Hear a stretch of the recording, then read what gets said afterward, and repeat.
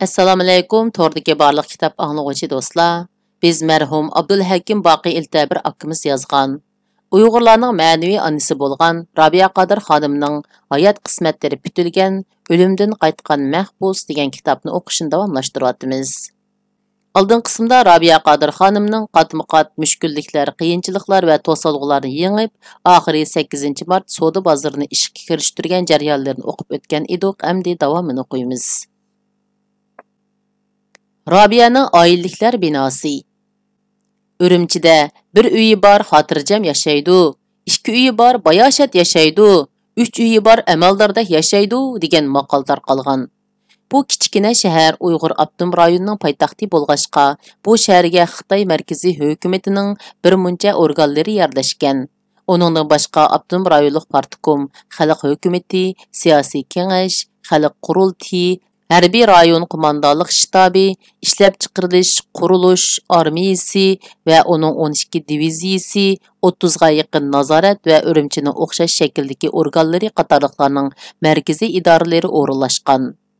Shuningdek, yana markaz va yerlik darajadagi ministerliklarga qarashli idoralar, zavod, kon fabrikalar, po'lat zavodi, to'qimachilik fabrikasi, neft ximiya sanoat zavodi, Abdu Remote zavodi qatorliq 10 ming kishilik zavod korxonalarning ishchi xizmatchilari makonlashgan. Aslidagi 300 ming aholisi bor bu shaharda 90% Uyg'urlar va yerlik millatlar yashaydi. 1949-yildan keyin Xitoydan kelgan amaldorlar, askarlar, jinoyatchilar va ko'chman ishlamchilarning hammasi degudek Urumchi kelib o'rilishib olg'achqa, hozir bu shaharning amaliy nufusi 2 milliondan oshib ketdi. Urumchiga xizmatga o'rinlashgan har qanday kishining birinchi darajadagi hal qilgan muhim ishi uy masalasi bo'lib hisoblanadi. Sidiq Hoji Rozi Urumchidagi Abdum rayonlik ma'arif institutiga xizmatga tushgandan keyin mazkur maktabdan uy talab qildi. Ular yuk taqalarini avtomobilga besib o'tilla maktabga yetib kelgan edi. Maktab xo'jalik boshqarmasi uning oilasini maktab ichidagi bir eg'iz uyga o'rinlashtirdi. Amaliyotda buni uy degilimi bo'lmaydi. Chunki uyning orqa timi ayollar tahoratxonasining orqa timi bilan bir tutash edi. Bir qavatlik bu tahoratxonalar suv bilan tozlanmaydi. Dehqonlar gandini orqa va yon taraflariga eshikdan kirib, cho'ng sapliqlar bilan chilaklariga usub elib chiqib, eshak qatgan harolarga o'rnatilgan yo'g'on yog'och sanduqlarga to'kib elib ketadi. Her günü gündüzü san-sanoqsiz o'quvchilar hamda o'qituvchilarmi bu yerga kirib tahorat qilsa, kechalari ganda to'shig'ishlar to'xtamay kelib tahoratning quyuqini suzib edib ketadi.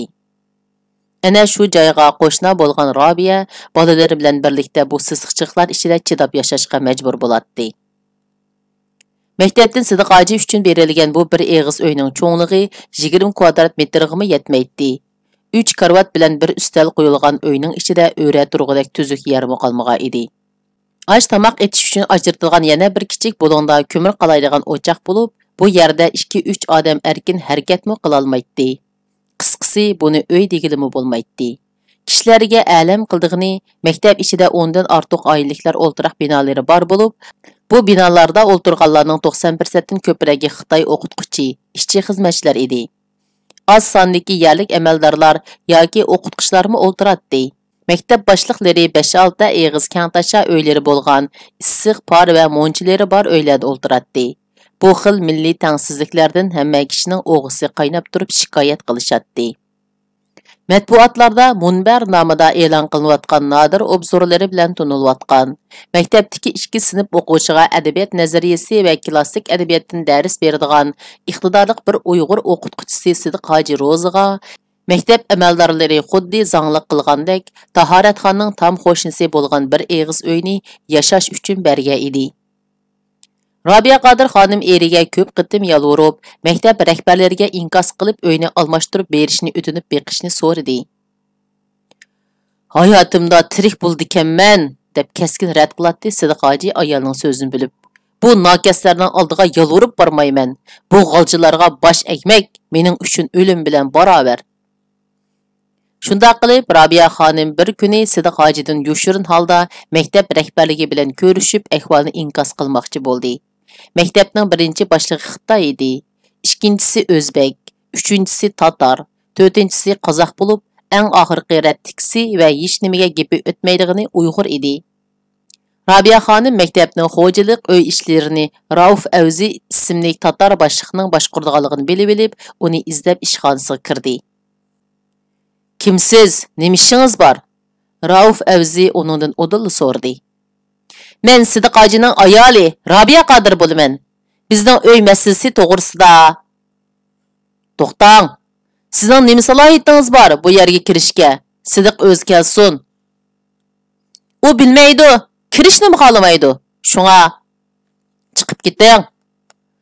Rauf Avzi qapig'ini turib o'rnidan turdi va Rabiyaga ishni ko'rsatdi. Bir eg'iz so'z qilishga ruxsat bermay qo'g'ilganligi uchun Rabiya xonim qattiq g'azablandi. To'xtang apandim, siz kimni nereden qo'g'layapsiz? Rabiya xonim o'rnidan turib ovozini ko'tarib tamkinlik bilan so'zladi. Oldingizdagi xotun, siz panohlanib yashayotgan bu tuproqning egisi, bilib qo'ying. Nelerden Xitoylar kelib xo'jayin bo'lib oldi. O'rusdan qo'rqib qechib kelgan qochoq qarindoshlarimizga biz qo'ynimizni ichib yer berdik. Uy berdik. Mening idi sining bo'ldi, so'rvidim dora bo'ldi degandek, bu zaminning egisi bugun qo'g'landi bo'layotamdi. Tala mushiga uy mushigini qo'g'layotamdi. Nelerden kelishding? Zamin berdik, ish amal berdik. Sizlar 5-6 egizlik ozoda uylarda o'ltirsizlar. Sidiqda qobiliyatli Uyg'ur o'qituvchisi Taratxonning orqasidagi tashlandiq sisiqchilikda o'ltiramdi. Qani insof, qani adolat, qani haqiqat. Bizga Xitoylarning solgan zulmi yetib oshidi. Ammo siz to'rga chiqib olibla uy egisini qo'g'lisingiz yarashmaydi. Bugun nemish qisiz to'rda. Biz Uyg'urlar paygoda, bilamsiz? Xitoy sizlarga huquq manfaat berib, o'z qarindoshlarimizning qo'li bilan bizni bo'g'moqchi. Bizni o'z qarindoshlarimiz bilan urushtirmoqchi. Bizning mundaq paygoga tushib qilishimiz faqat bu vatanning, ya'ni bu tuproqlarning egisi bo'lib qolganligimiz uchunla xolos. Xitoy xuddi O'zbekiston, Qozog'iston, Qirg'izistonlardek bu yerning Uyg'uriston bo'lib qolishdan baq qo'rqidi. Bo'lqiling xonim. Rauf Avzi qip-qizil qizarib ketdi va o'diqqan holda yalvordi. Endi so'zlamang, to'xtating. Qo'lingizdan kelsa, soqchi chaqirib meni qo'lga olg'izib eting. Bugun bir uy so'rab kirsam qo'g'layapsiz. Bilib qo'ying, hozir siz o'ltirayotgan uy va sizni cho'ng so'zlatayotgan abal aslida mening erim Sidiq hojidek Uyg'ur ziyolilariga mansub ekanligini unutmang. Bo'ldi qiling singlim, tushunaman. Meni qiynamang. Mening yurak kesilim bor. Mijozim buzilyotidi. Gapingizning davomini to'xtating. Undaq bo'lsa, anglab qo'ying apandim. Men erim bilan billa bu maktabga 60 so'm bilan keldim. Xudoyim buyursa, 1-2 yil ichida pul tepib, erimni sizning hukumat bergan uyingizdan 2-3 hassa cho'ng uyga ko'chirib chiqaman. Rabiya ishxonadan chiqib ketdi. Rabiya Sidiq hojidan Rauf Avzining bu ishdan keyin doktorxonada yetib qolganligini angladi. Uyning alimi Rabiya xonimni g'ayratga keltirdi. O 8 mart soda bozoridagi tijoratning qo'liga tushgan millionlar bilan bozorning orqasidagi bo'sh o'ringa oyliklar binosi silish planini tuzib ish boshladi. Atrofdagi bir qancha uylik puhralarni rozi qilib ko'chirib yerni bekor qildi. Rabiya xonim 2 yil vaqt ichida 1989-yili 12-oyda 58 yurish oylik uyi bor 7 qavatlik binoni qad ko'targizdi. Bir muncha uylarni xalq nashriyatiga o'xshash idora organlarga setib berdi yoki ijaraga berdi. Uyi yo'q bir muncha puhralarni yerlashtirdi. Hukumat nozir darajalik amaldorlarga 100 kvadrat metrlik uy taqsim qilinayotgan paytda Rabiya so'zida turib Sidiq hojini 210 kvadrat metrlik uyga ilib kirdi. 100 ga yaqin mehmonni ustalaydigan keng mehmonxonasi, yotoq, ishxona uylari ko'p. Aşxanası çoğ bundaq uylar Ürümchida tunji qitim silinğaşqa oldi bilan amaldorlar, boylar bu uyni ziyorat qilishga boshladi. Şəhərlik yazğıçlar cəmiyyəti bilan Tağrıtaq jurnali təkrar bölümü Nuri san'at filmini lentaga elish uchun bu uyni tanladi. Rabiya Qodir bir kuni Sidiq hojining xizmatdoshlarini uyga choyga chaqirdi. Ziyofatda hayajonlangan Rauf Avzi so'zlab bundaq dedi. Men asli xijolatda kelmaydigan edim. Biroq Robiya xonimdek so'z o'tkir, gapida turdigan qaysar ayolga rahmat aytishni burchum deb hisoblab bu yerga keldim. Men hayotimda 60 qo'yni ko'tarib chiqib, bir necha yilda 70 qavatlik bino solgan insonni anglabmı baxmadim. Biz o'zimizni ziyoli, millatimizni qutuldirmiz deb yuribdimiz. Robiya xonimning hech nimasini do'rayolmabdimiz. Faxrlan sidi qoji, botur, irodalik Robiyadan hammamiz faxrlanaylik. Robiya xonim mehmonlarning tabrik so'zlarini anglab muloyim kulib qo'ydi. Rauf avziga alayda rahmat etdi. Uning qalbida bir necha yil avvalgi uy jidili haqida qilcha adovat qolmagan edi. U faqat xalqim meni ilhomlantiryotdi, rahmat, ammo bu texi birinchi qadam deb o'ylaydi. Robiya Qodir Soda Sariyi Oyliklar binosini silish jarayonida qurilish rasmiyatlari, hukumatning tasdiq rasmiyatlari va banka omonat qarz usullari jihatdan xeyli mo'l tajribaga ega bo'lib qolgan Robiya xonim vaqtni o'tkazatmayla tijorat qilayotgan 8-mart Soda Sariyi o'rniga 7 qavatlik cho'ng Soda Sariyi qurilishining planini tuzishga boshlagan edi. 1990-yili Robiya xonim ishxonasining o'ttirisiga joylashgan aynak ustal ustiga qo'yilgan kelgusidagi Robiya Qodir Soda Sarayining ko'rkam tashqi ko'rinishining modeliga qarab cho'nqir xiyol surmoqda edi. Bino uchun ya tayyor. Yana kelib cho'ng ko'chaga qaraydigan do'qmishda. 7 qavatlik zamonaviy bino uchun taxminan 10 million so'm pul ketadi ekan. Buning 3 millionini o'zim raslasam, 3 millionini tijoratchilardan to'plasam, qolgan 4 millionini bankadan qarz olsam, demak, pulmi tayyor. Endi qurilish haqidagi ilmiy dokladni hukumatdan tasdiqlab olsamla, qurilish o'rinlari bilan to'xtamlashib ishni boshlayman. Shaharlik hukumat amaldorlari Robiya xonim dokladini ko'rib chiqqandan keyin boshlarini chayqashdi. Ular bilishimizcha, hozir Jungoda hech kim shaxsiy nomida 7 qavatlik tijorat binosi silib boqmadi. Yana kelib siz osonliq millat, hamda ayol kishi turib bu gapni qilsangiz, hamma kishi hayron qoladi. Bu bir fantaziyadek tuyuldi. Biz ruxsat berolmaymiz, deyishdi. Robiya xonim dokladini Abdum rayoni xalq hukumatining raislariga yo'lladi. Ulardan javob chiqmadi. Ajiba markazning bir qism kishilarning oldin beyishni rag'batlantirish degani yolg'onmi? Yoki sizlarning to'sqinlik qilayotganlar xatomi? dedi Robiya xonim hukumat amaldorlariga. Robiya xonim shu kunlarda eg'ir oyoq bo'lib, oy kuni yaqinlashmoqda edi. U har kuni Abdum rayoni xalq hukumatining binosi oldiga kelib surishtirdi. Keyingi kunlarda ishga tushish uchun kelgan rais va muavinlari uning hukumat binosi oldida tug'ib qo'yishdan ansirashdi. Robiya xonim bo'lsa surishtirganlarga: "Mush yerda tug'atsam mayli, bino qurilish planini tasdiqlatmasam hech yerga bormayman", dedi keskin qilib. Shunday qilib ta'sirlangan raislar odatdan tashqari bosh qo'shib muzokara qilib, dokladni tasdiqlab, shaharlik hukumatning o'rinlashtirishiga havola qildi. Urumchi shahrining qurilishga mas'ul muavin boshlig'i Jangovin tasdiq dokladini o'qib chiqib: "Robiya xonim, qurilish degan nima?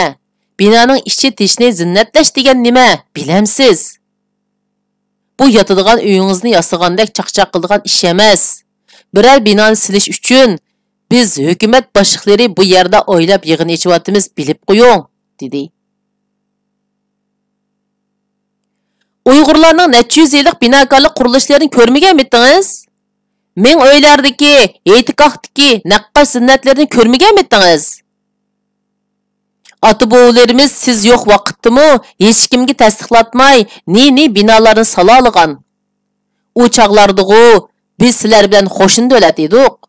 Hozir sizlar bizni boshqaryapsizlar. Beyjingdagi Gugung sarayini kimning loyihlaganligini biladigansiz. Mening ota-bobolarim necha yuz yillar ilgari qila olgan ishni bugun men nimishqa qila olmoqdakman. Siz tasdiqni siling. Qurilishning qandoq silinganligini, ichi tishining qandoq zinnatlanganligini men ko'rsatib qo'yman", dedi Robiya xonim uning javoban. Şəhərinin əməldarları Uyğurlarning bundaq cho'ng ish davritib, ko'p pul tepib ketishni xohlamasimi, Robiya xonimning bu qurilishni bitirishga ko'zi yetmasimi, Abdunum rayonidagi raislarning shahar boshlig'i Yusuf Isoning surishtirib turganligidan va tasdiqidan ayminib bir oy ichida tasdiqlab tushirib berdi.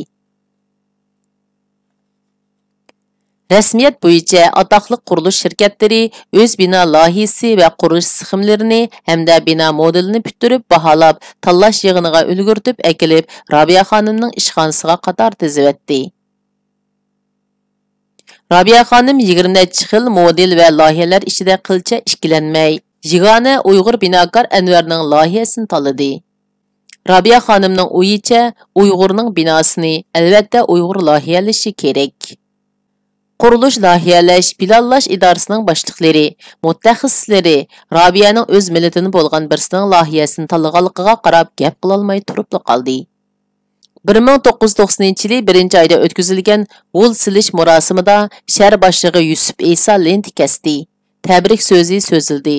Hukumatning munosabatlik tarmoqlaridan kelgan amaldorlar, san'atchilar va muxbirlar marosimiga qatnashdi.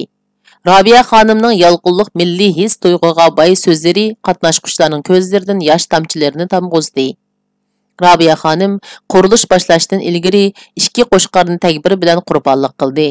Ziyofatda bir yerga to'planib qolgan Uyg'ur tijoratchilar yana shikoyat qilishga boshladi. Bu qatim rastilla qaramliq qibla Robiya xonim, hukumat qurilishi degan chaqchaq qiladigan ish emas. Pul bilan o'ra turadigan ish. Bina 2 qavat ko'tarilgandan keyin qolgan pulni qanday qilala? Hey xonim, hukumatni bak salchaqlab qapla. Silni toza qopqonga tushiribdi. Bina pitay deganda qini qolgan pul debla hammani tortib oladi. Bu yuzda tuk bor haq. Talay qatim ko'rdik-ku bularni. Robiya tijoratchilarga dodillik bilan javob berdi. Konular tijoratda tavakkülchilik sunnat debdikan. Yo'ldan chiqma, xondan qo'rqma degan gapmi bor. Men kam qolgan pulni ham hukumatdan, ham har qaysilaridan olaman. Oldimga o'zinglarning akilib bermaginglarni ko'rib boqay. Xuddi dunko'rik bozorini yasaganda talashqandek. Robiya xonim shunday qilib bankaga yotqizgan 3 million pul bilan binoning 3 qavat timini o'ra qildi. Bankadan qarz olgan 3 million pul bilan 7 qavat binoning sirtqi ko'rinishi o'ra bo'ldi. Qurilish shirkati qolgan 4 million so'm uchun Robiyani oldirtishga boshladi. Urumchidagi Uyg'urlarning ijtimoiy ishlarini, jamoat farovonliklarini va ommaviy tirkishish harakatlarini aniq holda kontrol qilib turayotgan Uyg'ur ziyolilari qatlami bilan diniy o'limalari, shuningdek keng xalq ommasi Robiya Qodir xonimning Uyg'urlarning g'ururini yuksaltiradigan, iqtisodiy jihatda qad ko'tarishni namoyon qiladigan va kompartiyaning rahbarligisiz-mu ro'naq topqil bo'lganligini amaliy harakati bilan isbotlagan bu qurilishni butkul imkonlari bilan qo'llayotgan bir paytda hech belgili bo'lmaydigan bir qorong'u ko'langa har xil fitnalarni tarqatmoqda edi. Ular hukumatning ching yerlaridan xabar topdim. Robiyaning puli yetishmay qurilishi to'xtab qopti. Robiya 3 million qarzga bo'g'ilib qopti. Yaqinda banka bu qurilishni tortib olmoqchi ekan, degandek o'sak so'zlarni tarqatdi. Buning ta'sirida hukumat amaldorlari, hatto raislar yig'indagilarni to'plashib ochadigan yig'inlarining oldida Robiyaning binosining g'ulg'ulisini qilatdi. To'y-to'kun, nazar chiroq, o'ltirish joylarining hammasi Robiyaning binosining taqdiri bilan boshlanib, yana shu gap so'z bilan oyoqlashatdi. Atrofda hiliqi g'aybat, shikoyat, fitna fasodlar yamrashga boshladi. Kishilar alaytan Robiya xonimning binosini ko'rgili keladigan va oqibatini surishtiradigan bo'lib qoldi. Bu shikoyatlarning orqasida Robiya xonimning buncha ko'p iqtisodning keyinda tashkilotchi Sidiq hojining quli bormi, qandoq deb maxsus guruhlar tashkillab masala aniqlayotgan bexatarlik tarmoqlari bor edi. Ular Xitoy markaziy hukumatining surishtirmaslik yo'l yo'riqi bilan materiallari allaqachon ko'ydirilgan, o'zlari turmadan qo'yib bergan Xalq inqilobiy partiyasining a'zolarini maxfiy holda qayta tizimlab, qora tizimlik ratlayotgan edi. Ularga yo'l yo'riq berganlar bo'lsa, shahardagi qurilish tijorat yo'llarini monopol qilish planini tuzib, Robiya xonimdan kechikib va o'g'irliqcha harakat qilayotgan partkom sekretarlarining Vang jamiyatining shaxsotlari edi. Bu bitlarga eng avval ishinib, ha-hu deyishayotganlar bo'lsa, o'zini ajdodlardan tortib, tug'ma tijoratchi deb po etib, dasturxonning to'rini talishib, cho'ng so'zlab yurgan Uyg'ur erkak tijoratchilarining orasidagi bir qism ishchi yomon ko'ralmaslar edi. Shunda qilib, kishilar orasida bu binoning bitib chiqishiga bo'lgan ishonch ozlamoqda edi. Dal shu paytda Robiya Qodir xonimni oshkora va boshqa yo'llar bilan qo'llab kelayotgan, umuman qo'lidagi huquqning imkonlar yor bergan doirada o'z millati uchun ozdir ko'pdir bir ishlarni qilib berayotgan hukumatning Uyg'ur raislari va nozirlari orasidan muavin rais To'xti Sabir Beyjingda qurilgan bir to'zoqda to'yiqsiz qo'lga ilindi va darajasi tushirilib jazolandi. Bu ish boshqa Uyg'ur huquqdorlarga ogohlantirish hisoblanadi. Chunki To'xti Sabir sanoat qatnash sohasiga mas'ul rais bo'lib, davlat boyligi, banka sarmoyasi bilan shaxsiy tapovat qilmoqchi bo'lgan Xitoy amaldorlari va ularning bolalarining yo'lini to'sib yotgan yo'lvoz edi. Shundaqdimi Uyg'ur amaldorlar, ziyonlar, ko'p sondagi tijoratchilar yanla Robiya Qodir xonimga aql ko'rsatib, maslahat berib, madad berib turdi. Uyg'ur amaldorlarning tashabbusi va orilishi bilan Robiya xonim orqa-orqadan shaharlik, Abdum rayonlik va Xitoy davlatlik savdo sanoatchilar jamiyatining hay'at a'zosi, muavin raisi bo'lib saylandi. Siyosiy kengashning o'xshash darajadagi organlariga hay'at a'zo, doimiy hay'at a'zo bo'lib tayinlandi. Abdum rayonlik korxonchilar va ayol korxonchilar jamiyatlarining muavin raisi bo'lib saylandi. Robiya xonim Uyg'ur tijoratchilaridan hech ranjimadi. Ko'proq so'zlab ketganlarga bo'lsa, qarindoshlarim, har qaysilarini issiz yurgan och singil, aka ufkalarimni, och yalang'och dehqonlarimni demisam, mening boyliqim o'zimga yetib turibdi. Bilaman, o'yinni mendan pul, zimin, huquq talashayotgan cho'ng g'ojamlar o'ynayotidi. 40 yildan beri ular bundoq o'yinni ko'p o'ynab, bizni mulla qilib bo'ldi. Sagakrak bo'layli. Menfaatimizni, haqqimizni qo'g'dashni o'rganayli. Ularning yana mingimizni zaharlab, kala so'qashtirib o'ynashiga yo'l qo'ymayli. Men faqat ularga bir Uyg'urning, bir Uyg'ur onasining o'z xalqining g'amini yeb, o'z irodasini namoyon qila oladiganligini, qad ko'tarish yo'lida niyat qilgan insonning chuqur maqsadiga yetalaydiganligini, to'sqinliklardan, ziyonkashliklardan qo'rqib qolmaydiganligini ko'rsatib qo'ymoqchiman. Amaliy ishlarim bilan isbotlab bermoqchiman xolos. Men qilgan cho'ng ishlar texi oldimda. Bilaman, bular meni yiqitib, To'xti Sabirdek joylab, hatto suiqasdlar bilan turmlarga tashib etishim mumkin. Lekin men qo'rqib qolmayman. Chunki mening qalbimda yetakchi Alloh bor. Boshlagan ishimni hargiz to'xtatmayman. Shunimi aytib qo'yay qarindoshlarim, qurilishga kam qolgan pulni har qaysilaridan yolurmayla chiroyliqcha olaman. Endi biz Uyg'urlarmi haq o'xshash zamonaviy binolarda madaniy savdo qilamiz, dedi. Shundaq bo'lsa-mu, naqab 4 million so'm ustida bo'lg'achqa hammaning xiyoli shu pul dedi. Binoning qurilishi bitib, 350 do'kon, restoran, marika zallari, ishxonalar tayyor bo'ldi. Robiya Qodir savdo sarayining hashamatlik, hayvatlik, kishining zo'qini keltiradigan chiroyli binosi qad ko'tardi. Robiya Qodir savdo sarayining do'konlarini ijaraga berish hamda zakalat puli yig'ish haqida rasmiy uqtirish chiqardi. Robiya Qodir xonim savdo sarayining do'konlarini ijaraga berish hamda zakalat pulini yig'ish haqida rasmiy uqtirish chiqardi. Avat bozorining o'ttirsida, 4 ko'chaning do'qmishida paydo bo'lgan sarayning do'konlari savdogarlar uchun haqiqatan to'liq yaxshi tijorat ko'zi edi. Savdogarlar yangidan tijorat qilishni niyat qilayotgan Robiya Qodir savdo sarayidan biror do'kon, biror rasta ijaraga elish uchun bas-bas bilan zakalat puli berishga boshladi. Ba'zi kunlari Robiya xonim atdiganda pul elib kinishga tarqitishga boshlasa, kech kirganini tuymay qoladi. Ba'zi kunlari 3-4 xizmatchi tang ishlab 3 ratda turganlarga kinishga tarqitib ulgurolmadi. Bino ichidagi do'konlar uchun 10 ming so'm, ko'chaga qaraydigan cho'ng do'konlar uchun 30 ming so'm zakalat puli yig'ildi. Pul topshirgan kishilar mingdan eshib ketdi. Shundaq qilib, do'konlar texi tamoman ijaraga berilmay turibla 4 million pul tayyorlanib bo'ldi. Savdo saray ishga tushadigan mezgilgacha tijorat qilish uchun tizimlatganlar 10 ming kishiga yetdi. Dastlab tizimlatib 10 ming so'mga ijaraga elib olganlar ikkinchi qo'l ijarakash bo'lib 30 ming so'mdan taladagi do'konlarni 100 ming so'mdan boshqalarga ijaraga berib, nurg'un pul tepib ketdi. Shunda qilib oldi-kayni bo'lib, 5 mingga yaqin kishi bu do'konlardan manfaatlendi.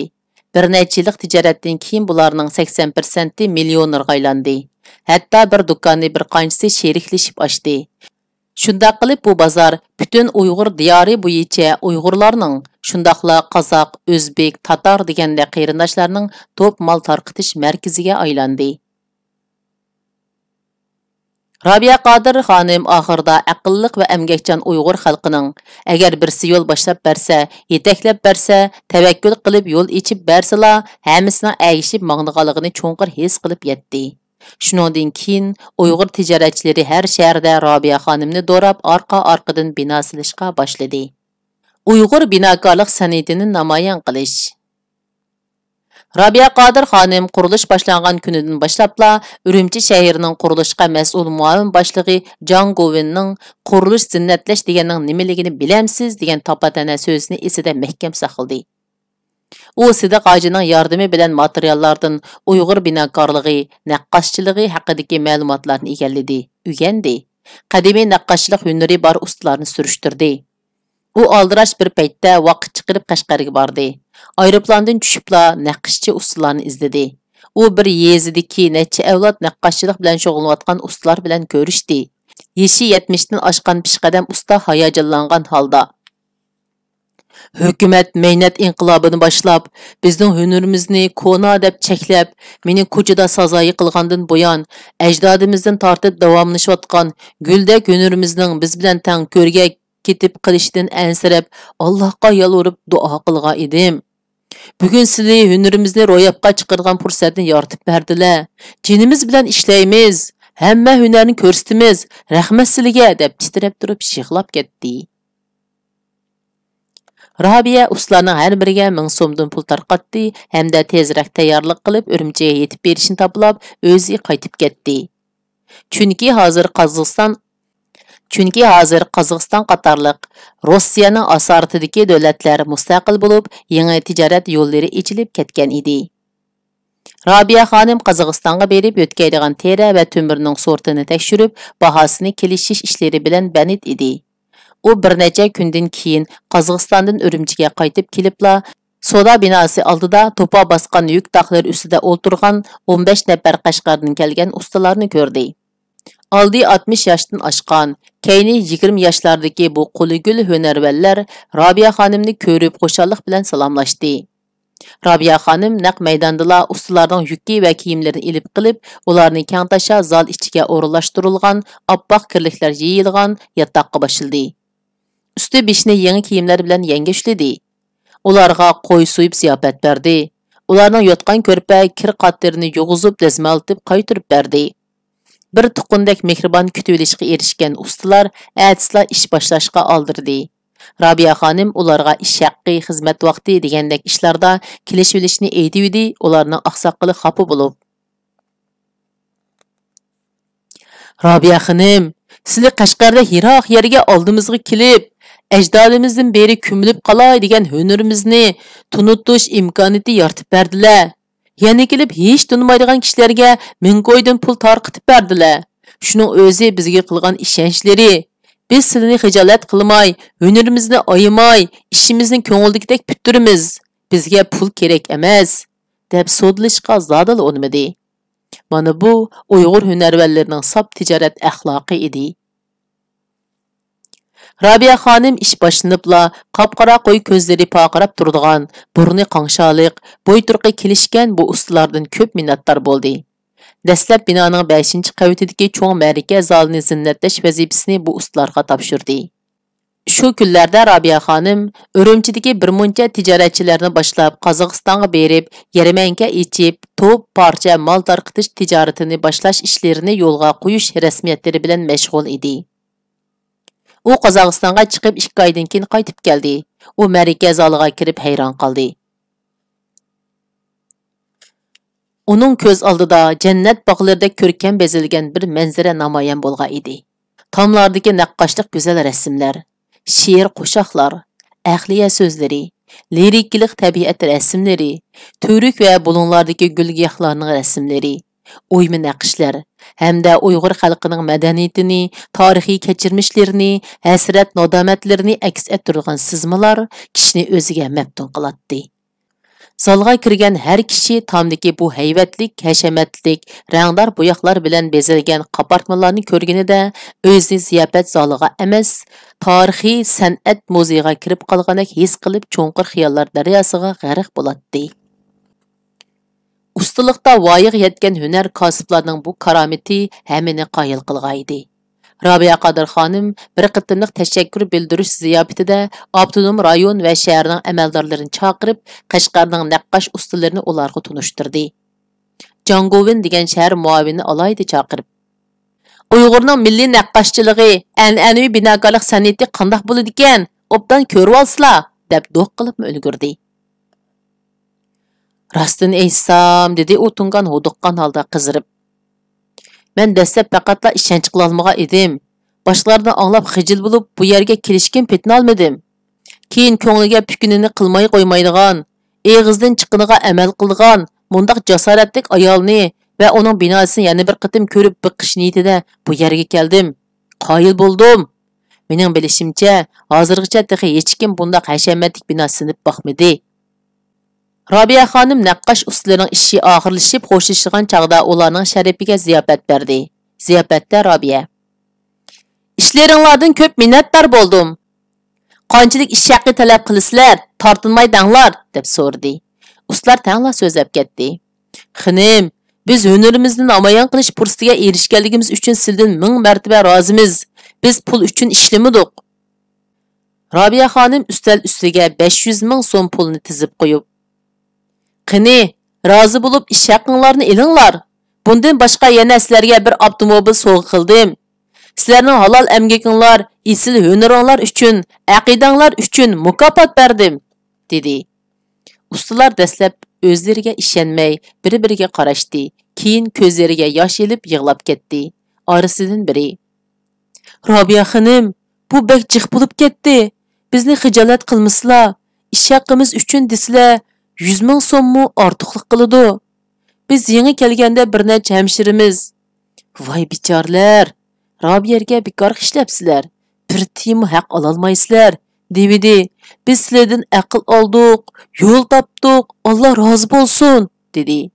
Rabiya ularga jironliq ovozda: "Qarindoshlarim, men sizlarning guldek hunaringlarning ro'naq tepishi uchun sababchi bo'ldim.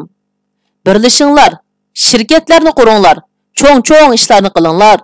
Millatimizning isil binokorlik, naqqashlik an'anasini hamma xalqqa tunutinglar. Avlodlarga miros qoldiringlar. Men sizlar uchun texmi cho'ng ishlarni so'zlashib qo'ydim. Ishlaringlar xayrli bo'lsin", dedi. Ustalar ko'zlariga yosh elib, orqa-orqadan tashakkur aytishdi. Shunda qilib bu qitimni o'qishimiz mushargich bo'ldi. Davomini kelay qitim o'qiymiz. Xayr xo'sh, Alloh omonat.